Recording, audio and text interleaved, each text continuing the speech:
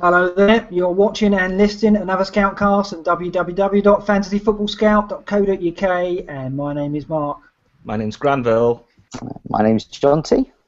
And we have a special guest, don't we, Granville and John T? It's Kevin Anderson. Kevin, Hi, welcome everybody. to the show. Thank you very Kevin, much. No, thank you for having me on. We should Good introduce evening. Kevin. He was, up until last week, the #1 in the Sky Fantasy Football game. No longer #1, quite frankly, Kevin. I don't know what you're doing here, but yeah, you slipped to fourth. Is that right? Flipped to fourth. Only 3 points in it. I couldn't believe it. New Year's Day is when I first went into first position, and yes, agreed to come on the ScoutCast, and the week before it fell down to fourth. So. Yeah, at least the curse of the ScoutCast didn't. You can't blame the curse of the ScoutCast this time. Well, No, absolutely not. You did agree to come on, and then that's when so maybe it did have a part to play. But yeah, 3 points in it. Well, look at the. Obviously, we're going to talk to Kevin about the Sky game and look at the Sky game situation later. But just 3 points in it. I think there's 4 of you separated by 3 points in the race for the 35 games. So plenty at stake, plenty to talk to Kevin about over the course of the show. But before we start, Granville, welcome back. Hello. What was with the absence then? Do you want to explain that to the listener? I had other things to do. Life. What else? Yeah. I did a little bit of a sulk. I just lost it a little bit of interest, and He comes but I'm back now, and I'm even less interested. But I'll twiddle my thumbs. You lot can all chat amongst yourselves. But you went to Spain, then come back, had a miserable game week like everybody else, and it was difficult. I must admit, this time of year, it is sometimes difficult to motivate yourself, because this time of year, when the January wildcard's passed and the season's coming to a close, like 8 game weeks to go, Yeah. you do see things drop off. We see traffic drop off. I think the FBL see traffic drop off as well. But you've got your wildcard still up your sleeve, so still got something to play for. You could just go all or nothing on that, couldn't you? Well, yeah. I mean, the idea was I was going to play it in game week 34. The problem is now is that there's hardly any double game weeks, really. There's the double game week in 34, double game week in 37. There's one more fixture that's got to come, which is Liverpool against Hull. We don't know which game week that's going to slot into. So it's a bit underwhelming. If you've kept your wildcard up until this point, then it hasn't been that fruitful. Maybe it will be. Who knows? But it doesn't look that great at the minute. John, So, I think Granville's preempted a question from the community already. He has indeed, yes. We'll come back to that topic. Do you want to tell the community how to get involved tonight? If they want to? Certainly, yeah. You can go onto YouTube and just search Fantasy Football Scout, and then you'll find us there. And also, you can get in touch via Fantasy Football Scout, the website, and also via Twitter, which is at FF Scout. So and just John should be keeping an eye on any notable questions that pop up. Had some questions already, which is good. So. Yeah, we've already banked a load of community questions, and Granville's already preempted one there about the wildcard. But we'll come back to that in a minute, Granville. Yeah. Let's look at the game week first of all, because you did beat me, 82 points to 75. So not a bad game week for you. No, it wasn't too bad. I did the Kane captaincy this week. I played it safe. It didn't work out last time when I avoided captaining him. So this time I went for him, and it paid dividends. What else? I had Klein, who scored 11 points. Yeah, that did well for you, didn't it? Yeah, it was looking better until Bertrand got an assist at the end, and also nicked the bonus. What else happened? Nothing much. A few assists. It was a decent week, but it was a good captaincy. It was a very high scoring week, so for a lot of the community, especially Kane captainers. Well, considering I scored 21 points a week before, it was a boost to have an 80-point game week. So we all captain Kane. Does that include you, Kevin? Did you have Kane captain over the weekend? It doesn't. No, I didn't have Kane captain. No. So had I actually captained Kane, I would be sitting here probably 17 points still ahead. Wow. How could I doubt him?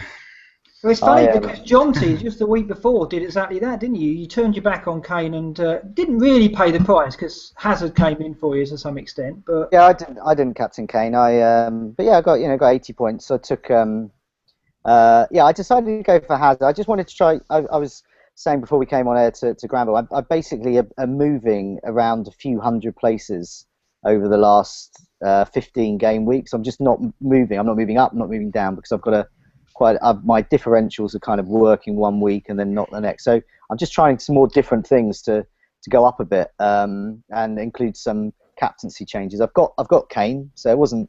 I'm happy if he scores a lot. I think Hazard was a good bet, and he ended up with 80 points. So I'm pretty happy with that. And as part of my game week, I took a hit into. I got rid of Sanchez, so that's another gamble I took, and I got Ramsey in. The main reason is because Arsenal midfielders, Özil, Ramsey, Sanchez, whoever, Wilshire's probably going to come back soon. They're all going to score well each week. Someone is going to score. We don't know which one.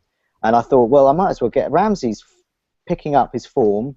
He's looking good for club and country. And the important thing is he's about 3 million cheaper. And that 3 million is huge. So I did the wrong thing. I got rid of Cazorla. He only got an assist, but I think I probably should have done the same thing. I think so. The reliable one is Giroud. Yeah. Now, we've said before. Now none of us have got Giroud because we've all got as our third striker. We've all got Austin, and of course he's got the double game week. So the double game week, and then which meant that you couldn't get rid of him. Well, also with Giroud, he's got Liverpool, so that's, I know they're without Skirtle, but that's still not an easy game. Then they've got an easy game, and then there's a blank. So Giroud's not really for those who don't own him. They're not going to be drafting him in until game week 34, 35. But that's fine. I think we've missed a boat on him. Yeah, you missed a boat at the moment. I think there's a new boat sailing at game week 35 or so, because he's going to have a double, and then his price is going to go up. So Kevin, this must be quite torturous for you, because you're sitting there going, "Well, I can't say what players I've got, because I don't want to." Because we should explain to anyone who doesn't play the Sky game. Unlike FPL, you can't see each other's teams, so you can choose to lock your team and make sure that your competitors can't see what players you've got, and that's quite important in a game where there's 40 transfers. So at the moment, I guess you're sitting there trying to work out who your opponents might have and so on. So you're on this show tonight going, your first thing that you mustn't do is let on what players you've got. You've already said you've got Harry Kane, but then who hasn't got Harry Kane? I think everybody's got him, absolutely. Yeah, I think you're safe going there. So you'll be sitting there going, well, I can't talk about Giroud, I'll just have to skip this and stuff. So you don't play the Fantasy Premier League at all. Let's just clear that up first of all. You just play the Sky game. I don't know. I'll only play the Sky game, yes. Right, okay. So have you only ever played this game? Tell me this isn't your first season playing fantasy football. This is my first season playing fantasy football, yes. So of any kind? Yes. Right. So beginner's luck or skill, whatever you may say. Kevin, have you just gone straight for the money? Is that what you've done? That's it exactly. No, I think next season definitely I would like to play the FPL, and I quite like the sound of Ultimate as well from hearing you talk about that in ScoutCast. So I'll take a flurry into other games, but for now I'll concentrate on Sky. So first of all, why did you pick the Sky game? And why did you get into fantasy football? Is it people at work? Or it was basically a few friends set up a mini league and tried to get me to put in a team, which I did. I actually just put it in the day before the Premier League started, and to tell you the truth, starting off I didn't really do that great. I had a few good players in my team at the start of the season, but I think like so many other people, the game week 8 was the real turning point. I had a colossus week, and I think went from about 20,000 in the world to the top 500, and at that point thought, right, okay, I'll start taking it a wee bit serious now to see if I can get into the top 100, and yeah. So are you able to say what went right for you in that game week, or would that be giving too much? Yeah, I mean, the team's changed so dramatically since then. It literally was a case of, I had Aguero captain when he scored his 4 goals, had quite a few Southampton players in there, like Tadic, that was his great game week, had Pella, so yeah, everything just seemed to come together. So John, game week, I think it's that game week again. It's unbelievable, isn't it? Game week 8 is that? Yeah, it's the one that made everybody see. Anyone who's sort of obviously been on the site around that time obviously got Tadic and Pella, well, not obviously, but they had Aguero certainly around that time, I'm sure. And if you had one of Pele or Tadic, and you got it right with the captaincy on Aguero, you just shot up, didn't you? And then it's interesting that it happened to Kevin in the Sky game as well. So you went from 20,000 to 500 in that week. Something, it was a ridiculous rise like that. I think everybody in my team scored highly that week. I think that's a common thread. I mean, the Sky game's got lots of differences to the FPL. You get extra points for passing and all these types of things. But when it comes down to it, I mean, obviously goals in whatever fantasy game get points. And that was just one of those incredible weeks where Aguero and some of those kind of not very widely fancied players like Tadic just absolutely hammering the goals and assists in. And yeah, I wrote something on the on Fantasy Football Scout, one about hot topic discussions. So will we see the like of that game week again this season, or perhaps again? I've never known a game week like that. So, but it's good. It's good it did you well in Sky. I've got a question from the community from you. Someone HVT, one of our regulars. I mean, he starts off by asking for comparisons. But you don't play the FPL game, but he is interested in some of the how you find some of the rules in the Sky game. So, for example, for those that don't know, in Sky you have a limited amount of transfers. You've got 40 transfers, so you can't buy extra transfers with points or even money. And also you can get a couple of captaincies by switching a captaincy over the weekend, and that's something that I know. Granville and myself, when we play these types of games, having children, it's hard. It's really difficult to remember, and I tend to do it the night before, and then in the morning they've ended up being injured. But how do you find the rules? I know you haven't got anything to compare it to, but do you find it tricky? Do you find you found the Sky game quite easy to pick up? I'm not sure if the Sky game maybe promotes a cautious approach to, I think because you do have the limited number of transfers, I think you really do have to plan out. I'm not sure if in FPL, if maybe I see punts discussed quite a lot on the site. I think maybe in the Sky game, a punt doesn't quite work on the basis of after that 2-week period, you're stuck with them in your team. I suppose an injury track record, you probably, so someone like Walcott, who's got a big injury track record, do you think he's a transfer waiting to happen? Injury and also rotation players. You don't have the luxury of subs in Sky, so if your player doesn't play, you get 0 points. So somebody almost like, I see a lot of teams now that have Bellerin, and which might be a difficult one with Chambers or Debussy back. I had, going back 5 months, I had Azpilicueta in my team, and he started getting rotated with Luis. So it can be quite difficult. When I remember one game I was cheering on a Chelsea clean sheet and they were playing Hull, and it was only after the game I realised Azpilicueta wasn't playing. So I was celebrating at the end. Kevin, can I ask? I mean, have you fallen foul this season of forgetting to do your transfers or forgetting to switch your captain? Have you had that kind of Sunday morning curse, or have you been flawless throughout?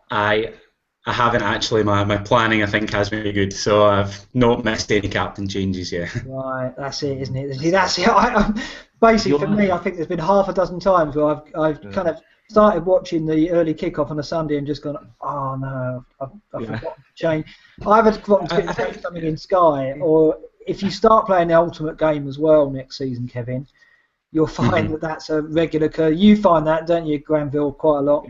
Your heart drops. I mean, the number of times though that when I've forgotten to do my transfers, it's really, really cost me.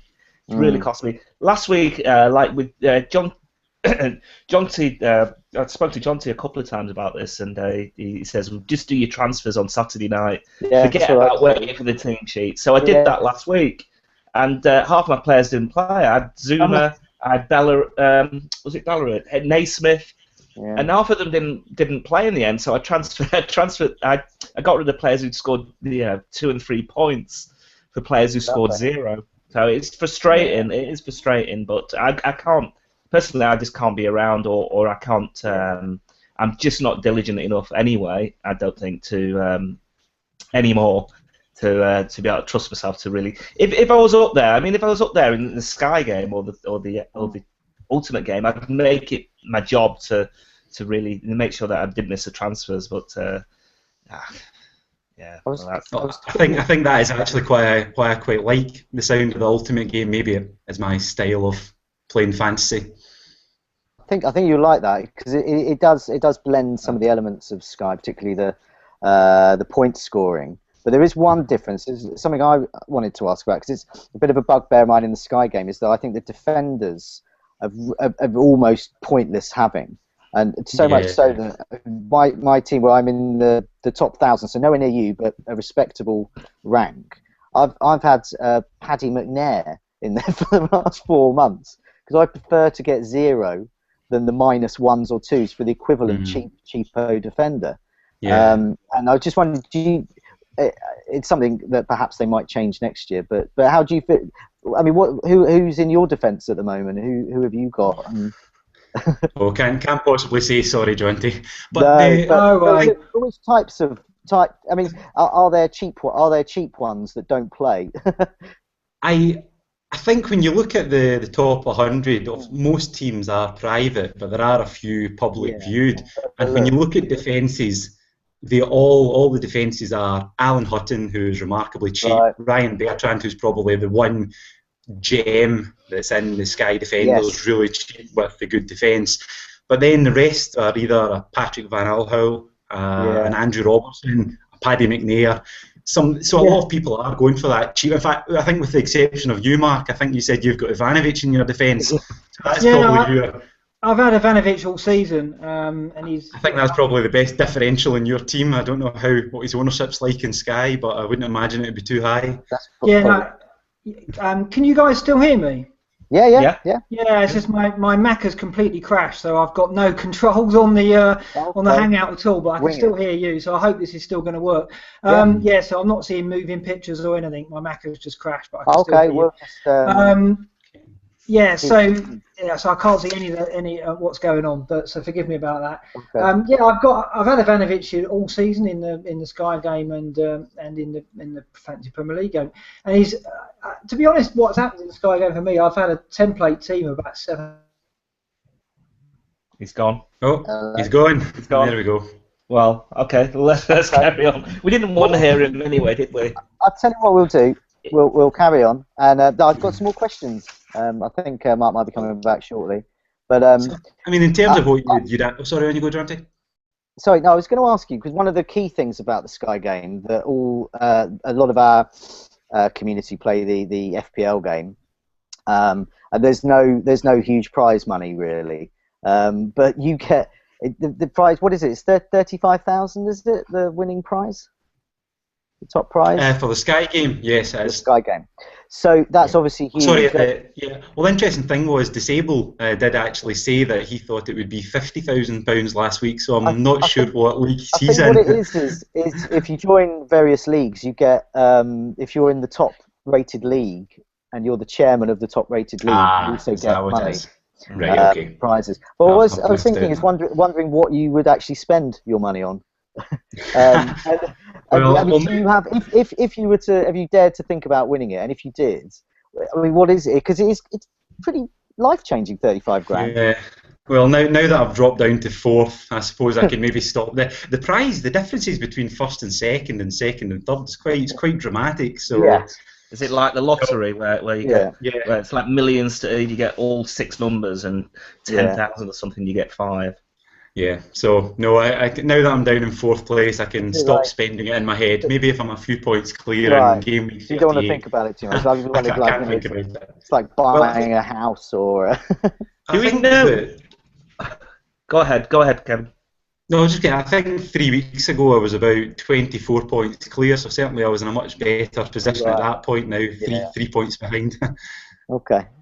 I was going to ask John T. Do you know what the prizes are for?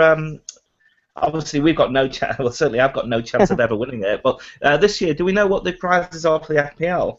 I don't know. It's usually a VIP trip to see a Premier League game, and obviously you get spending money and stay in a nice hotel and those kind of things. Which obviously, if it's in this country and you don't live in this country, that's quite something.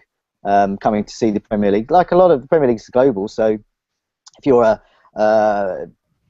Malaysian or Indonesian Premier League follower, that's a pretty great prize, and pretty good if you're here anyway. But there was one season, I don't know whether it's going to be, there was one season 2 or 3 seasons ago where the top prize was great for the UK-based ones, because it was a trip to the Premier League kind of pre-season. Hong Kong or somewhere? Yeah. Hong Kong or somewhere like, so that was, that would be, what a fabulous prize that would be.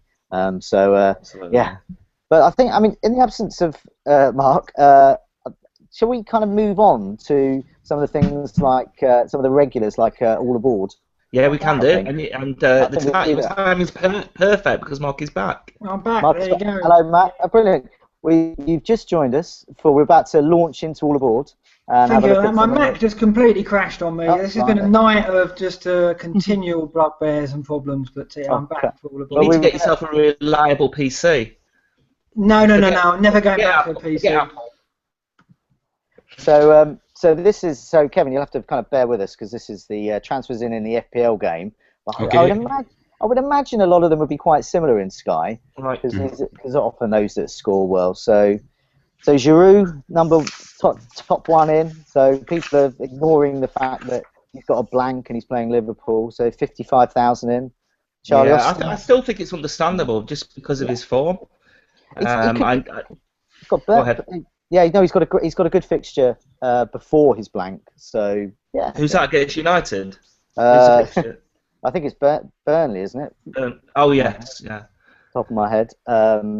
Next, Charlie Austin, 40,000 in. Completely understandable. Must be on the back of the double game week. Yeah, of course.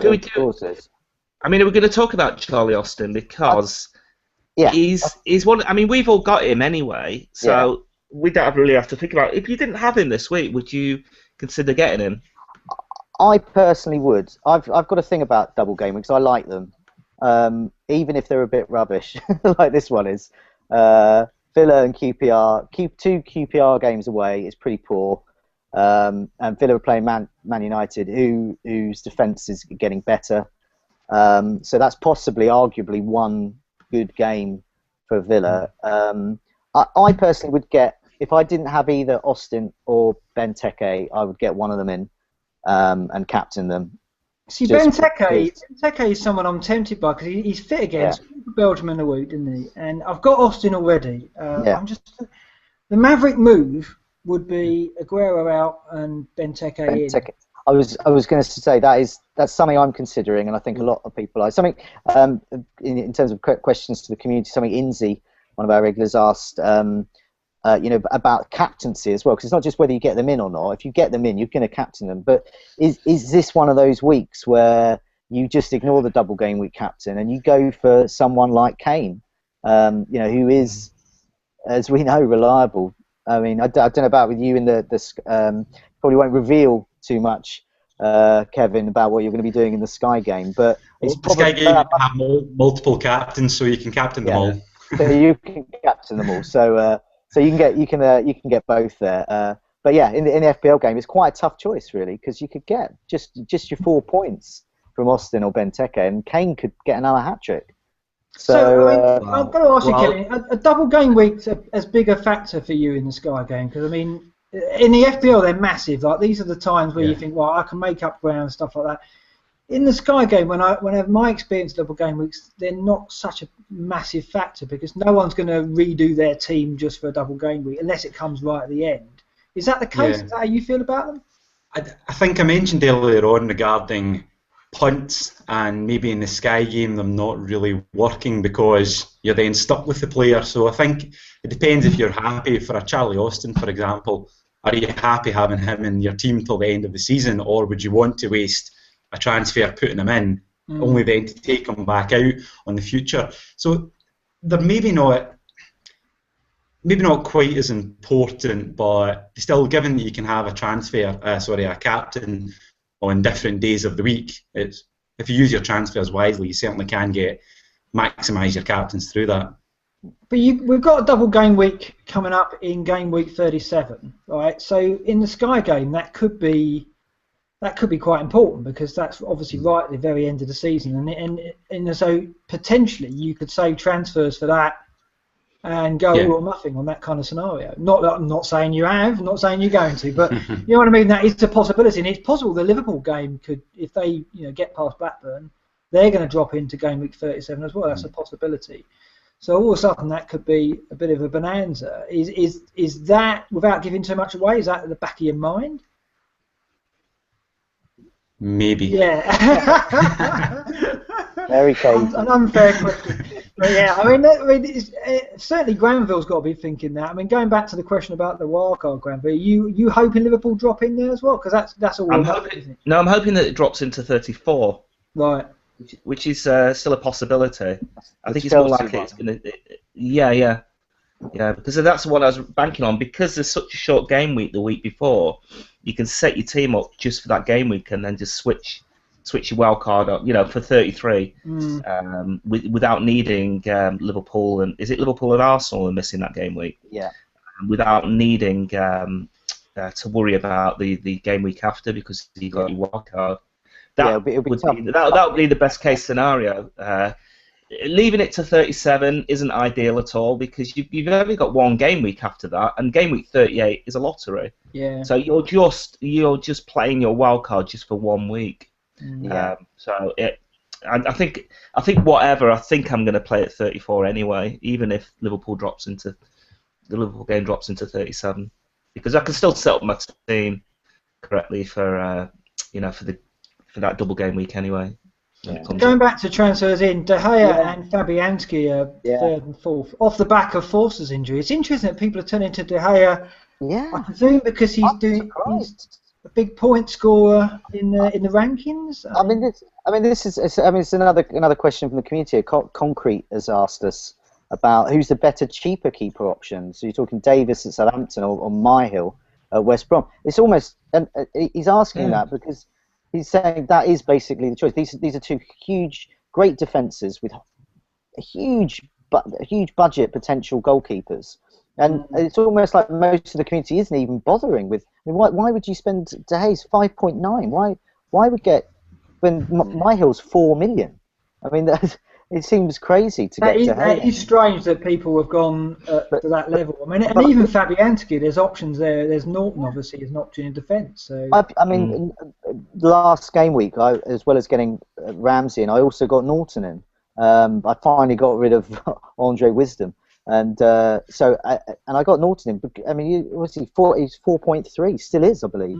And you look, as you said, Fabianski is a whole million difference. You're not getting much more with Fabianski. Norton's. I really don't like making a transfer for a keeper anyway. Well, this is it. Unless I've got a wild card. Unless I'm forced into it. It's very rarely I'll make that change. It's game week 33 with Foster out. So a lot of people have got Foster and another, and that other, for example, in my case, the Sunderland's keeper, so he's got a blank. So I am keeperless in game week 33, and so I have to make a goalkeeper. And as you said, God, who wants to do that? It's the most boring transfer you can do. And how much is that really going to get you back as well? I mean, you could easily just go in without a keeper, and I don't think you need to worry too much. It's a hit. It covers a hit, I think. If you're getting Myhill, I mean, especially Myhill, because West Brom's defence is pretty good.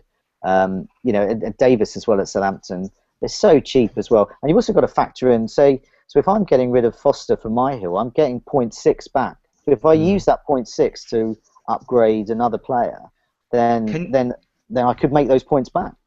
This goes back to budgets, though. Because we got likes to Kane in, we don't really need such a huge budget. I think you can go for a more expensive keeper this year. There's good cheap defenders and a couple of good strikers. I mean, I'm looking ahead. If you look at the next decent double game week, it's Chelsea's one, game week 34. And realistically then, in your ideal situation, you want Ivanovic, Hazard and Costa. I mean, you could take some punts with some others, but they're the three, if fit, you're going to want. They're going to be big potential point scorers, and they are pricey. And I've juggled around with my budget, and even with Kane and Austin there, I'm still looking at a struggle to get those players and still have your likes of Silva as well, and some good like Klein or someone, or Bertrand, a good decent defender. So I think then I think those that are getting De Gea in now, Fabianski, I think when they look at their budget, unless they've got a wild card, when they look at their budget at game week 34, they'll think, oh no, what have I done? I can't get Ivanovic now. I can't get Costa in. I'm going to have to take a punt on Loic Remy or something. So going back to Concrete's question, should we answer, man? Because I mean, Davis or Myhill, it is tricky because Davis in the long term is the better option, I would say, because he's got a good end to the season. They only really play Man City, and that's at the final game week of the season. And other than that, they don't really play. They don't play another top 5 side. They've got Tottenham at home. No. But in the short term, Myhill's got QPR at home and Leicester at home, so they're the bottom 2. So you've got to think that Myhill in the short term. Well, there's 0.4, which I know doesn't seem a lot, but there's a 0.4 difference. I think a lot of people have already have Klein or Bertrand. A lot of people already have Dawson. So they've it's doubling up essentially. It is. On one of them. For me personally, I think I would probably go for Myhill because he's much cheaper. Yeah, and you're going to have another keeper in there as well. Kevin, the keeper situation in Sky, is it similar again? I mean, do you get a good keeper and then leave him, or is it? I mean, have you made a lot of transfers between the sticks or not? In terms of goalkeepers, no. I must admit, I don't. We mentioned earlier on regarding the defenders and the goalkeepers in terms of their points potential. I think in Sky there's a clear, what I would consider a standout keeper. I'm not going to say who he is, but most people have probably got him between the sticks. So. Yeah, I mean, do you find that? I mean, one of the questions that the community have said about the Sky game in particular is that kind of the fact that defenders and keepers just don't score anywhere nearly as heavily as midfielders and attackers. Yeah. I mean, do you think that's something? I mean, you've only played it for one season, so you're probably not going to be hypercritical. But it is something we've obviously looked at when we played the Sky game before. Is that there's a clear imbalance there? Have you found that an issue? I mean, did it take you long to work that out? I think it comes down to in FPL. You've obviously got the bonus points, which I think can reward defenders. In the Sky game, they only do the man of the match. And defenders, from what I've experienced this year, very rarely seem to get man of the match. So I think it probably comes down to that, and that you really are relying on a clean sheet. Even the tackle bonus, which I'm not sure when that was originally set up, and if it was set up for the basis to reward defenders. But there's not really many defenders seem to be massively benefiting from the tackle bonus or the passing bonus, for that matter, when you compare to maybe some of the midfielders. So I think also valuation of defenders. We're talking here about a lot of people in the top 100 have very cheap defences and they like to spend their money on midfield and strikers. I mean, you look at like Ivanovic, who we've spoken about, is 8 million. That's more expensive than Sterling or Eriksen or any of these cheaper midfielders you can get. So I think it's a combination of maybe lower scores, but also I say higher valuation on average defenders. Yeah, no, that's true. Let's look at transfers out, John, because Fraser Foster's top of that. No need to speak about that, out for the season. Yeah, look at then it's these two, Aguero and Sanchez. So you've got Sanchez out. So yeah, I've got him. He's part of a midfield where there's 5 or 6 players who can deliver any week. He is 11.3, and therefore he's not justifying his price tag. And looking ahead, I'm really pleased having Ramsey. He's someone a little bit different. I'm happy to bench him during Arsenal's blank.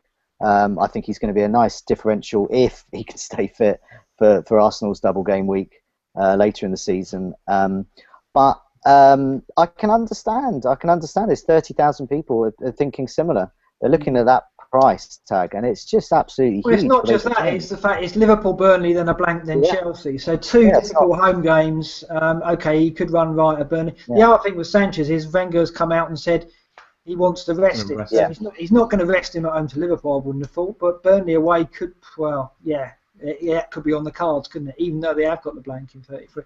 So and they've also got the cup as well. Yeah, the cup game. So Burnley away. If you're playing that for sure, There's going to be rotation. He's been playing in the international games, a couple of games for Chile. Yeah. He got 90 minutes for Chile, didn't he, the other night? So yeah. That's the trouble with Sanchez, is we're expecting a rest at some point as well. So he may get the Liverpool game, then a rest, and a blank, then Chelsea. So you can see it. And I'm looking at Granville. Are you considering it as well?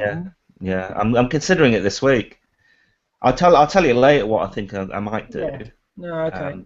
We'll discuss that after. We've got Berahino. Well, I'm surprised too many people have got him.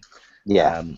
And Ozil, who had a purple patch a couple of weeks ago, scored 3 or 4 goals, and now hasn't done anything the last couple of games. So people got impatient with him.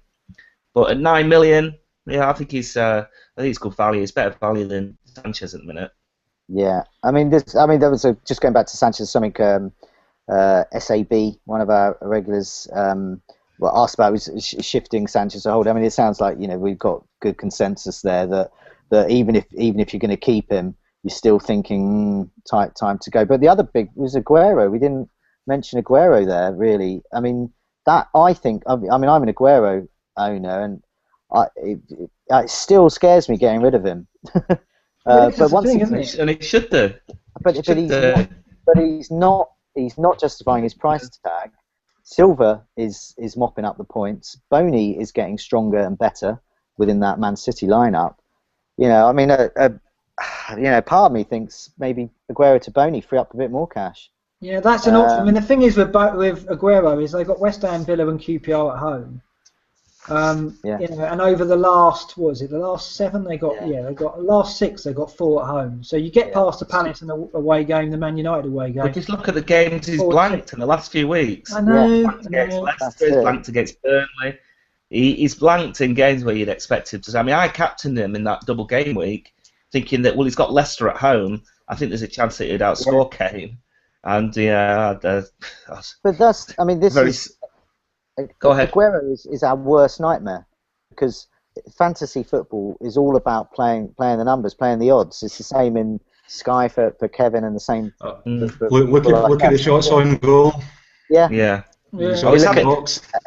And if you're thinking, who shall I captain? Oh look, Aguero's got Burnley away. He's got Leicester at home. You think, God, I'm going to have a bit of that, and then he gets nothing, and then he keeps getting nothing against these. Let's face it, pretty bad sides, compared to the upper echelon. He seems to be one of those. He seems to be a player who turns it on. He scores against the harder clubs. When he scored those 4 goals against Spurs, and that was a game week 8 which we keep referring to. Yes. I didn't have him. I didn't have him because I thought, well, Spurs they're pretty reasonable side. I didn't realise how bad they were going to be on that day, and I wasn't that worried. Scores 4 goals, and most people captain him. Just the way the shots were going. Silva in the last game, his chances created, his shots on goal, shots inside the box were just off the scale.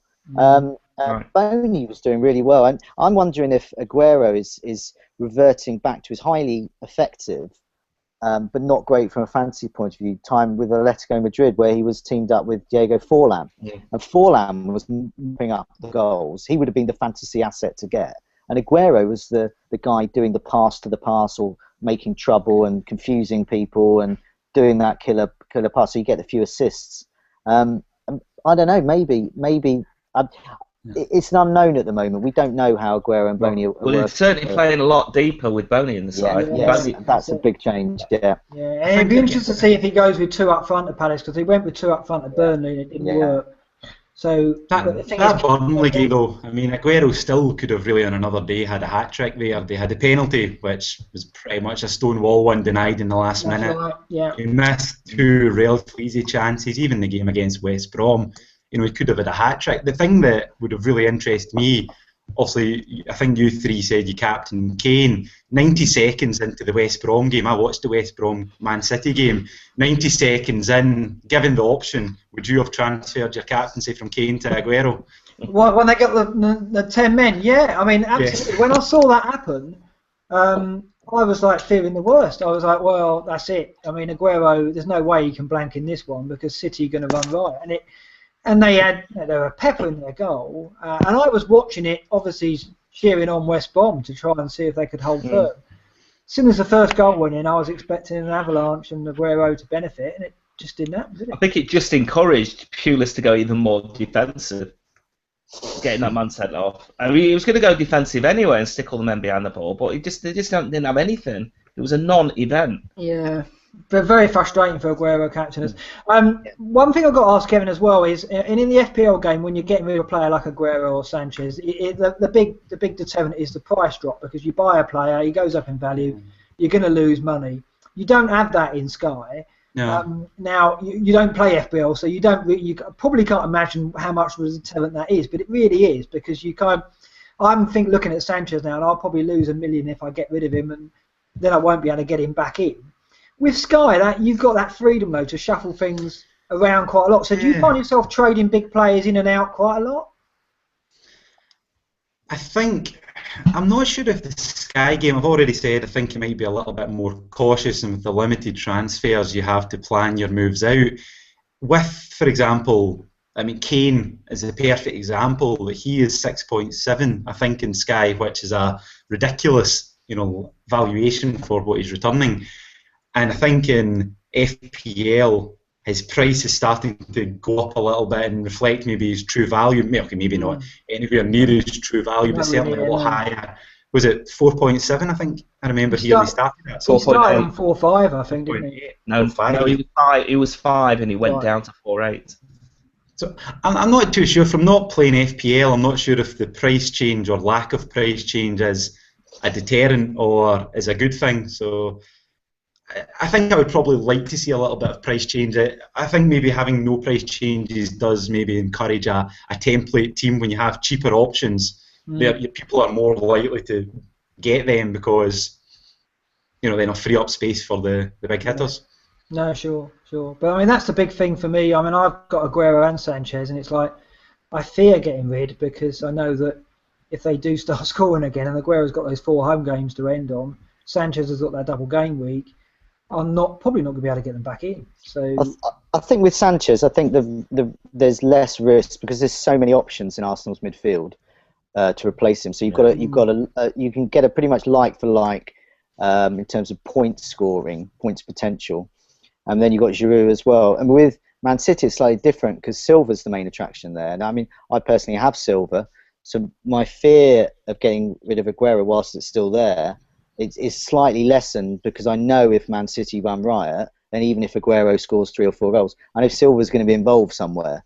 But yes, if you didn't have you don't have Silva, do you, Mark? So if I didn't have Silva, there's probably no way I would get rid of Aguero. That's it. I mean, Silva's a safety net. I mean, I could look at getting rid of Aguero and Sanchez and getting Silva and another striker, which is an option I could look at. We'll talk about that at the end. Let's move on to the Scout Leagues, Granville, because Simon March, you missed the Simon on the show, and he was a fantastic guest, and he's still top of the FPL. We were worried about the curse of close your ears at this point, Kevin. We're worried about the curse of the Scout card. He did have a 40-point. No, he had a 30-point lead. It's been cut. He's top of the Scout League on 19-2-3, and he's 22 points ahead in the Scout League. He's still 20 points ahead overall. So that's a fairly decent buffer. And why Simon will probably be obviously still optimistic. He's still got his wild card. He's got 2 transfers going into this game week, and he's already got Charlie Austin, and he's got Brad Guzan. So he's got 2 double game weekers already. He's got two transfers, and he's still got his wild card, and he's got a 20-point lead. He's still sitting pretty, I would say, without getting too optimistic. Would you agree there, Joe? Yeah, totally. Yeah, I mean, he's in the driving scene now. Also, speaking to him as well, he's a little bit like you, Kevin, in the way you play the Sky game, which you have to because of the Sky game, cautious. And Simon, your kind of equivalent doing well in the FPL game is the same approach, really. You can take points hits in the FPL game, so you can trade in points for a transfer, and he hasn't taken any, and that's really unusual for a top player. So I'd be interested, like I say, I intend to play FPL next year, so I'd be interested to see if, given the ability to spend points for transfers, if I come on next year and I could have spent 100 points on transfers by this point, just having that. Yeah, you'll either be like a kid in a candy shop and go, well, hey. Yeah, I know. No one spends those kind of points, but Luke, because we had Luke on last week as well, and who came 5th in the Sky game last year, Kevin, and he plays the FBL as well, and I think he's 200 in the Sky game this year, and he's doing pretty well in FBL. He plays both to a pretty good standard and concentrates on both games, which is no mean feat because I can't, I find it difficult to do 2 games and do well in both. And he's spent quite a few. I think he spent 16. He's made 16 transfer hits in the FBL game because I think what he does, he looks at his Sky team and tries to translate his thinking to FBL, and often that means making more than one transfer. So it will be really interesting if you take on FBL next year, how you get on with that. So leagues. Yes, so Simon is top of the Members League as well on 1923. He's ahead of Ross Gillard. And then in the Ultimate game, Damien Lindell is still top there on 2221. He's 6th in the world and 52 points off the 30 grand prize. So not out of the running yet. But let's look at the Sky game. Let's go back to you, Kevin. So you're no longer top of the Scout League because David Glover's got ahead of you. He's on 1949, you're on 1947, and in the overall rankings, Mohammed Khalik is top overall on 1950. So you've got 1950 is the overall leader, then David on 1949, a fellow called Stephen Olage is on 1949, and you're on 1947. Yeah. So squeaky, very tight, yeah. I mean, I've got to ask, obviously you're not going to talk about the players you've got, but you say you're a planner, and that's obviously helped to get you where you are. Are you already trying to work out the kind of configurations of the teams around you? Are you trying to go, well, I actually know pretty much their exact teams, yeah. Really? Yeah. So how have you gone about doing that then? Have you just studied? You can see their points off the Sky updates on a daily basis. You can see their goals, their assists, their points, so you can roughly work out, for example, if somebody doesn't get any goals in a day, anyone scored that day is not in their team. The difficulty is when you come into transfers, obviously people can change around in captaincies, but yeah. I've got to say, Kevin, you're a bit scary because this is your first year playing fantasy football. Do you know, actually, in saying that, I have actually been wrong on several occasions, so although I'm saying I know their teams exactly, that has not been the case. So, no, probably like you said, I'll know certain players that they definitely have or certain players they don't have. But I've got to say, I don't really want you playing the FBL next year because by the level of detail and the planning you've gone into on Sky, and the kind of the time you spent planning and it's complete. I think you're going to do well on FBL. Put it that way. It's complete luck, Mark. Next year I'll be 100,000th in the Sky game, and I won't be invited back on. So. Well, we'll see. I mean, it is interesting. What will happen if you do win the Sky game? Are you going to play it next year, or it's because we in the FBL we've had a few winners on here, and they've not played the next season. Have you? I suppose you're not even thinking about that yet. No, I'll try and get through this year first, yeah. Yeah, no, fine, that's fair enough. But I must admit, your level of detail you've gone to is commendable for first season in fantasy football. Is incredible. Granville, let's look at the weekend preview. We're not going to do fantasy on the risk and heavy hitters, but have you picked out some clean sheets for us? There's some pretty obvious ones here, isn't there? How about United at home to Villa? Well, you reckon that, do you? Yeah, I think they should do. West Brom at home to QPR. Yeah, so the 2 double game weekers there. So you're going Villa. So basically, you're not backing Austin or Benteke at all then in that for their first fixture. Well, listen, I've got Scott Sinclair. I don't expect much. I'm just I've got him because he's a double game weeker. We'll see. I expect Villa to score at home to QPR though. So it's just an extra few points, isn't it? So a couple of points he'll get for the appearance against United. They're not going to score.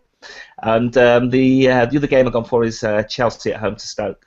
Yeah. Yeah, I mean that's a given. So you're not backing Jeffrey against West Ham then? Who? Sorry? Mr. Schlupp, a legend that is Mr. Schlupp. You missed that episode as well. Oh yeah, that reminds me of my Mift. Oh yeah. Oh, you have got one. Because you had Schlupp in your side last week and he scored an own goal. Yes. And he was on -2, was it? Yes, he was. Yes. He was on -2, and you got saved that -2 because he was coming on for Bellerin. Yep. He was coming on for Bellerin, and Bellerin made an appearance like in the last minute and to he save earned me you. a point. Yeah, and he saved me 3 points. Now, I did go. I immediately that happened. I went on the site because I was kind of waiting for you to come on and go. Oh, I can't believe it. I wasn't actually about. I only noticed this the next day. I put on the site that was extremely lucky. I've got to say that because I was already counting. I logged back in and saw my score was 1 point more than I expected, or even more than that, 3 points more than I expected. And I couldn't believe he brought Bellerin on. This is a player no Bellerin now because I mean we'll go on to our transfer in a minute. Who suddenly is gone to us, isn't he, as an asset because Debussy is now back. So yeah, well, it's not Debussy. It's Chambers has been getting minutes. Yeah, I know. But I think that was down to the Champions League really because he was rested before both Champions League games and he played both Champions League games. So I think it was just purely down to that. I think he's first choice. Yeah, I think he'll come back in against Liverpool, but I think he's long-term Debussy now fit. Yeah, but I got rid of him last week, and I actually made the right move. I've still got Zuma though. Yeah, that's the previous week I ended up with just one defender.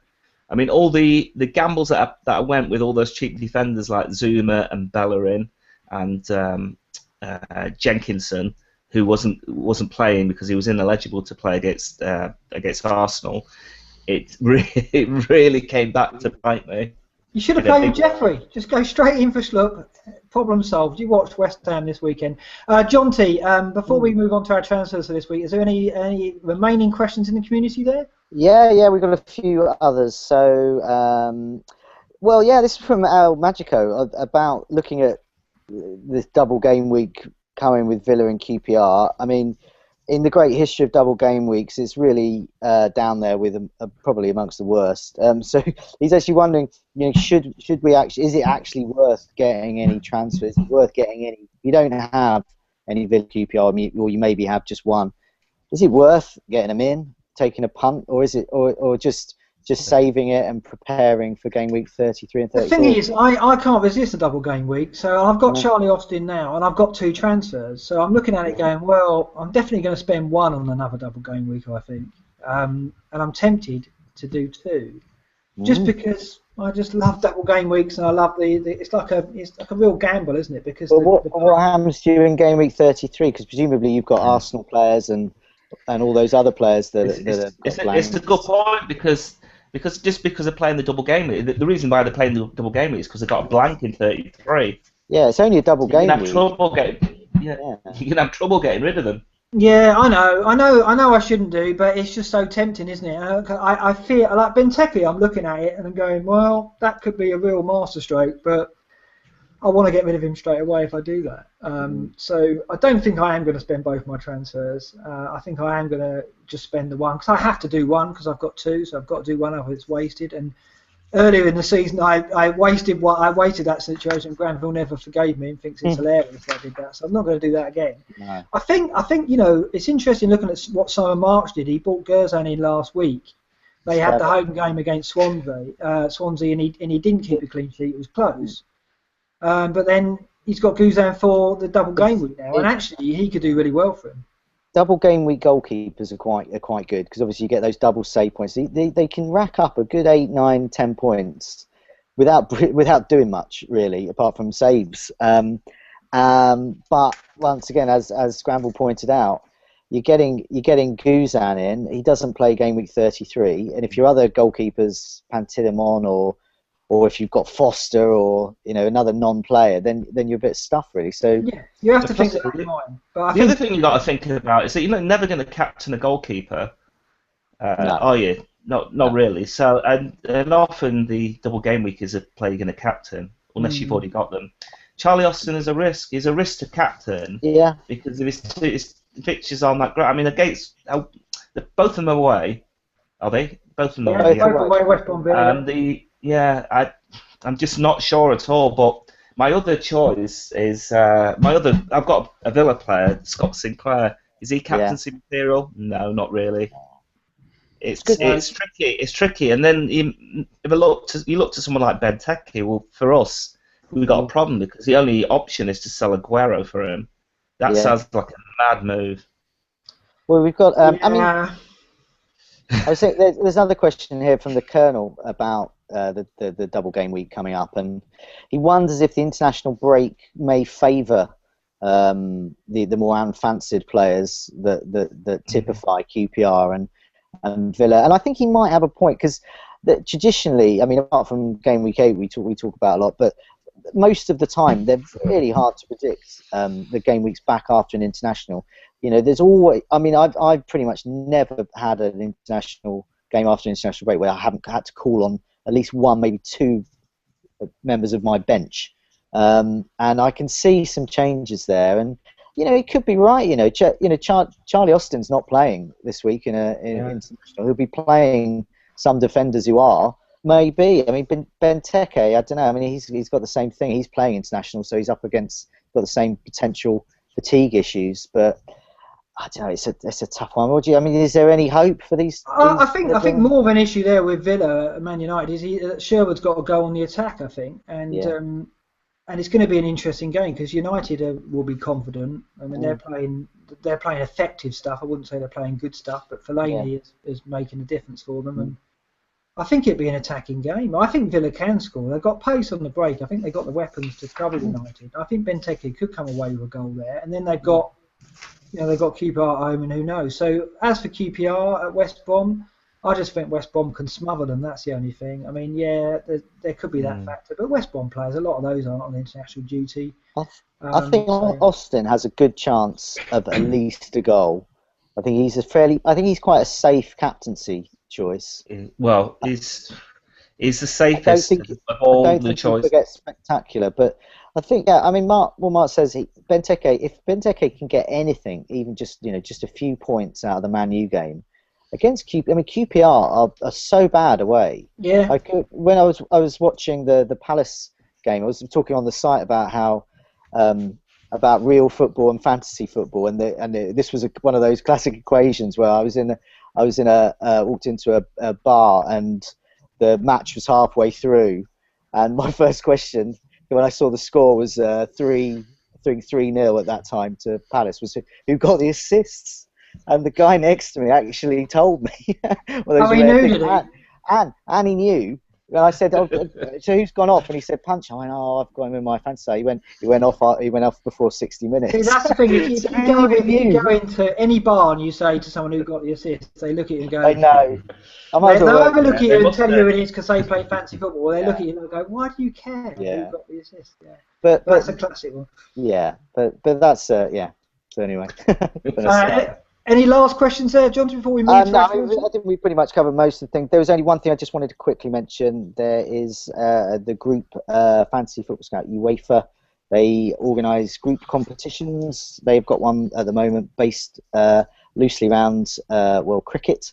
So everyone's a lot of the community are recruiting each other, and a lot of the moderators and contributors the site have joined Sri Lanka. So Sri Lanka. Yes, we've got some team, haven't we, John T? We've got.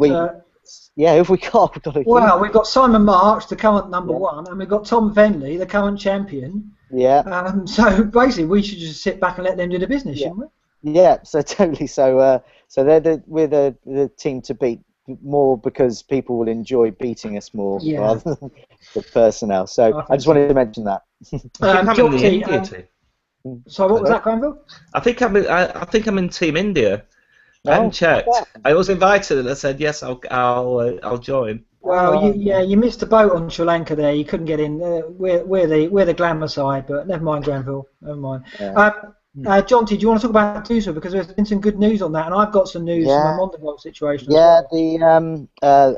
His friend Beric on the site pops in every few days with an update, which is good. And he seems, he's still in a for those that don't know, he's a community regular, has been for a number of years, and was taken quite seriously ill a little while ago.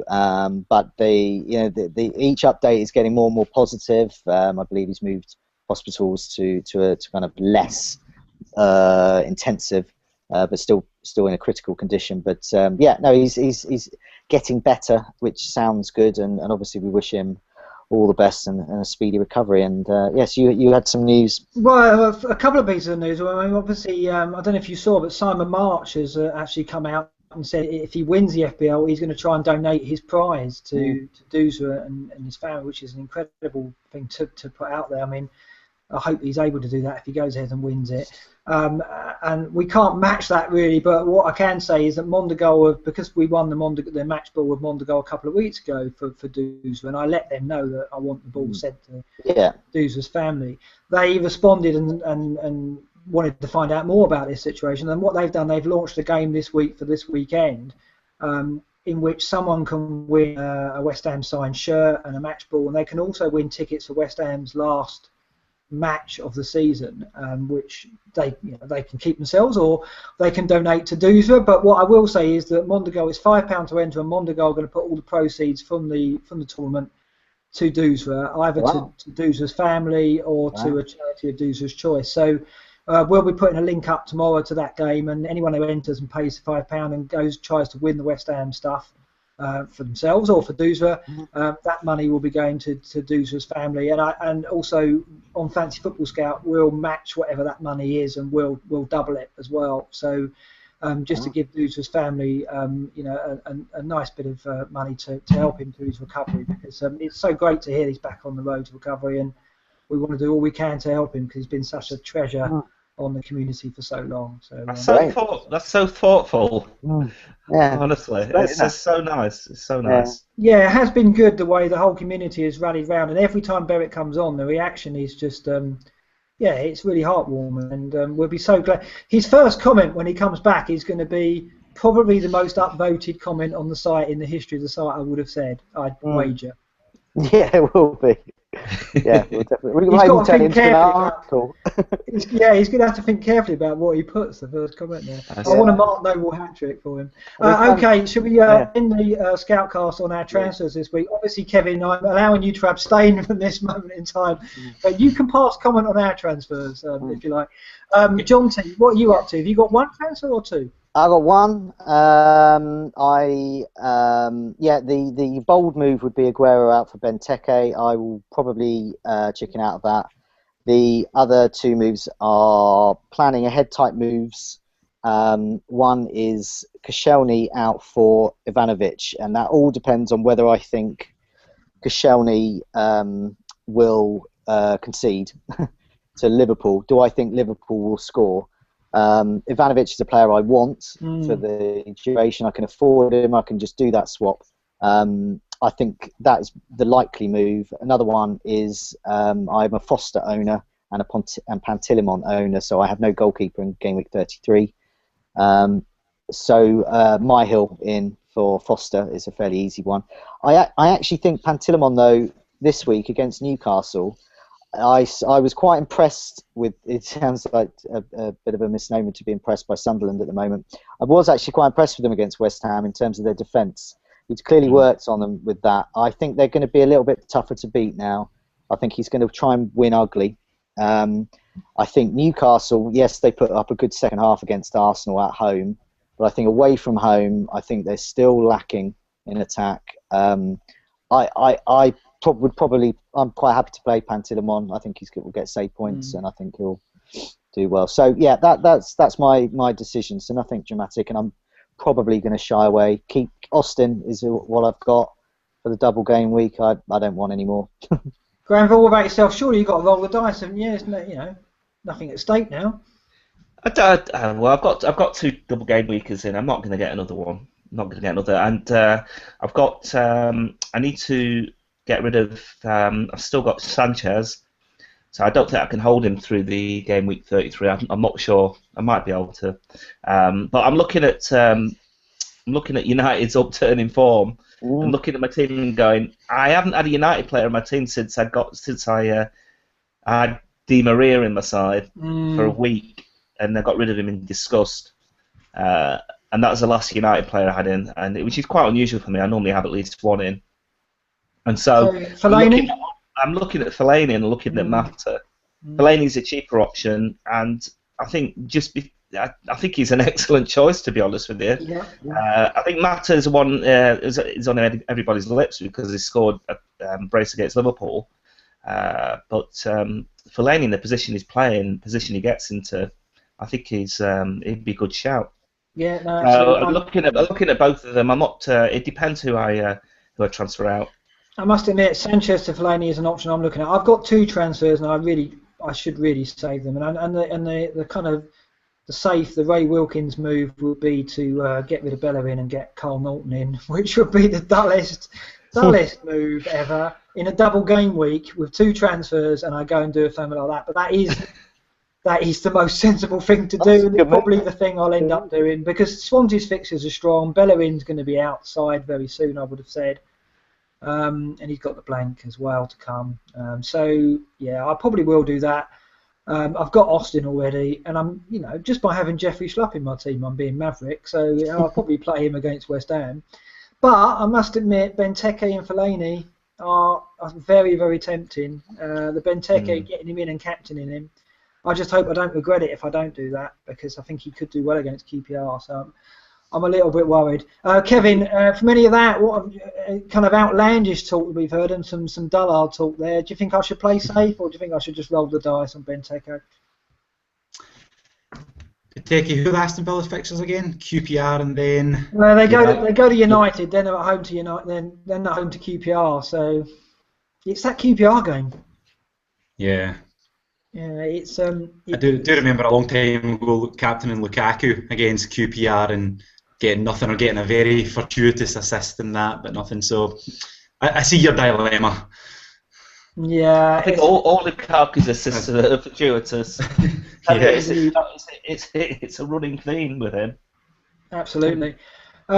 Kevin, I hope you haven't given too much away on the show. I want to thank you for coming on and staying up late and talking to us. And I want to wish you obviously all the best for this game week coming up and for the future game weeks. From what you've told me tonight, I think everybody else should be frightened. I don't think you're getting anything.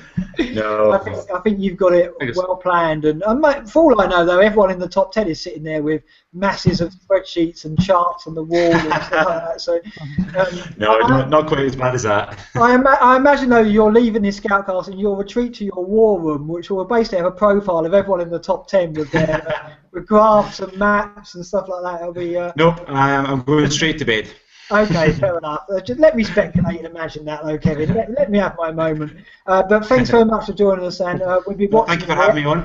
No, we've been watching you every week, and we'll be keeping in touch with you through the Scout Leagues on the Scoutcast from now on, and hopefully you or Mr. Glover can walk away with a prize at the end of the season. We'll get a nice Scout winner, and we'll talk to you at the end of the season, no doubt, no matter what happens, and get the story of the final few game weeks, because it's going to be dramatic, as it will be for Simon March in the FPL as well. Granville, thanks for coming back on as well, of course. And I hope you're going to turn up next. We don't know if we're doing one next week because it's Easter Monday, isn't it? Yeah, it's a bit tricky. We'll see. We could always go revert to our old style audio Scoutcast. Go back to a one-on-one. But it has been good having Jonty on. Jonty, thanks for joining us again. Thanks pleasure, as ever. So we'll see if we can do one next Monday. If not, we'll see if we can slot it in on Tuesday and see if it's not quite as chaotic as this week was. Thanks for listening, thanks for watching, and thanks again for Kevin for joining us. And we'll see you all very soon, hopefully in a week's time. It's good night from me. Good night. Good night. Good night. Good night, Kevin. Thank you. Good night, all.